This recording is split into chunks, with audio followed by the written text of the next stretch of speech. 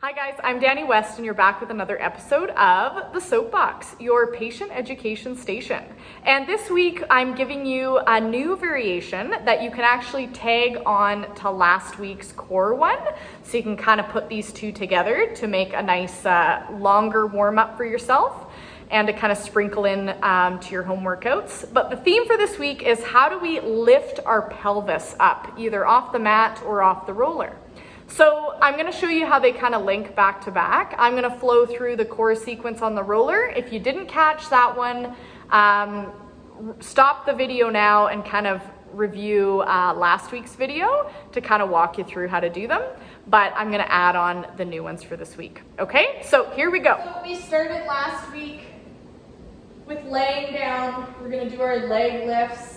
And I'm going to start with a more advanced version where we just start with our arms up.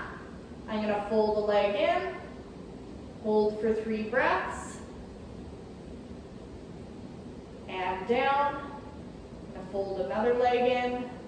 This one I'm a bit wobbly on. Hold for 3 breaths, and down. Again, I could do that a couple more times, and then I'm going to go right into cinnamon bun, curling up. A little wobbly here. Inhaling to come up, exhaling. Inhale to curl, exhale back.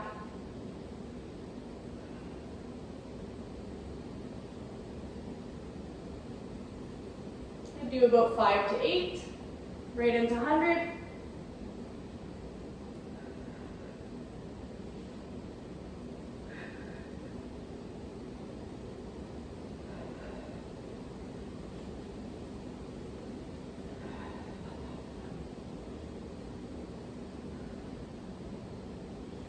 Ten sets of 10 is what we want to work up to.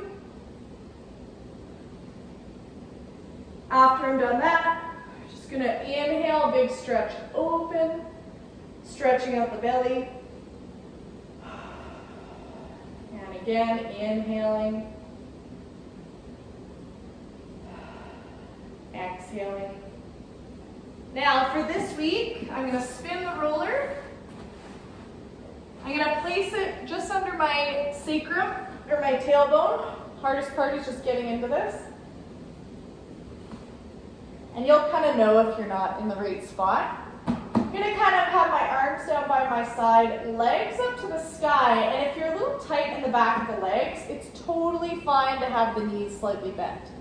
So the point of this one is, can I start to lift my hips up off the roller, but I still need to use the press of my arms. So really going to roll the shoulders back, see if I can use the belly to kind of curl the pelvis up off the roller.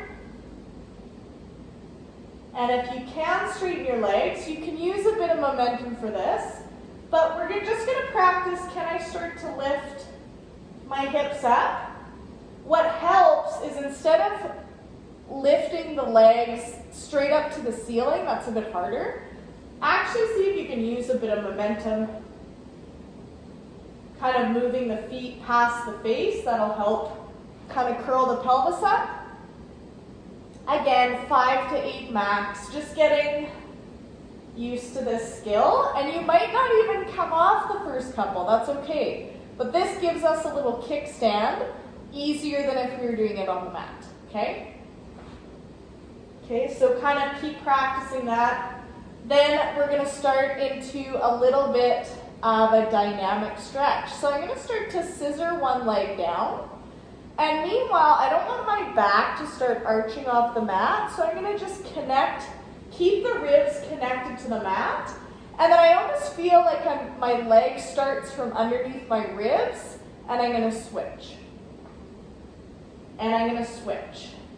Seeing, can I really reach my leg? How far down can I get it? Maybe even touch the mat. I'm super tight today. But I don't want to default into my back, so can I reach the leg down as low as possible, keeping that rib connection? And then the other one. Inhale, and exhale. Moving through this stretch, initiating or switching the legs from this feeling of the belly.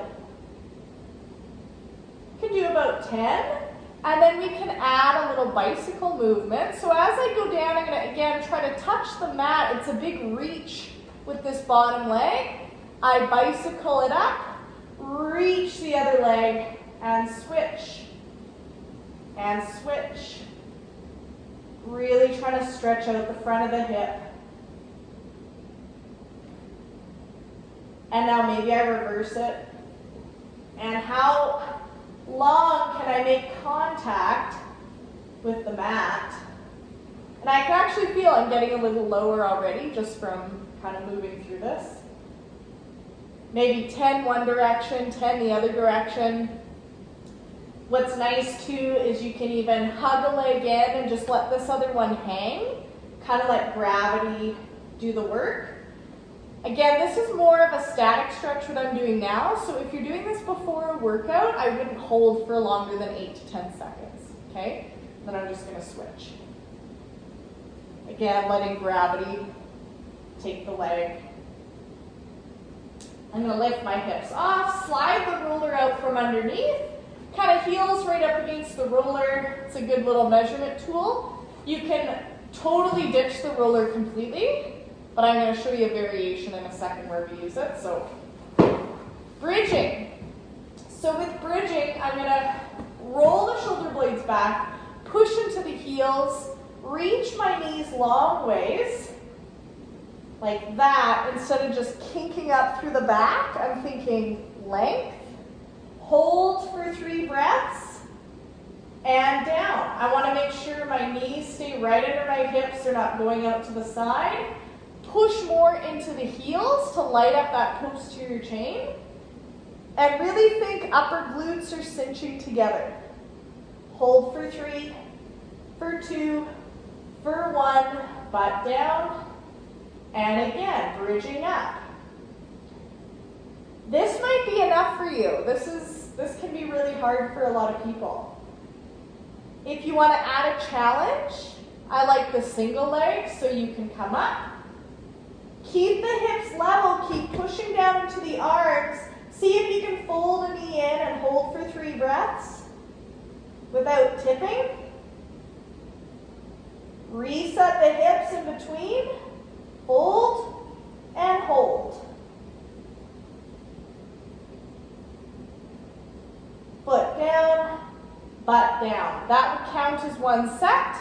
Again, you might want to do about 5 to 8, noticing which side is harder to stabilize on. If you wanted an extra challenge, you could try to bridge with feet on the roller. Hold for 3, 2, 1, come down. You might get some hamstring cramping, in which you can just kind of bend and straighten the knees, kind of move through it. But that roller version is quite challenging. So stick with the mat version first. But then you have this nice little combo of last week's variation and this week. Again, you'll feel pretty warm after, and it's good to do again before or after a workout. Okay? So there's your second variation. We'll see you next week for another little something to throw into your program. Thanks, guys.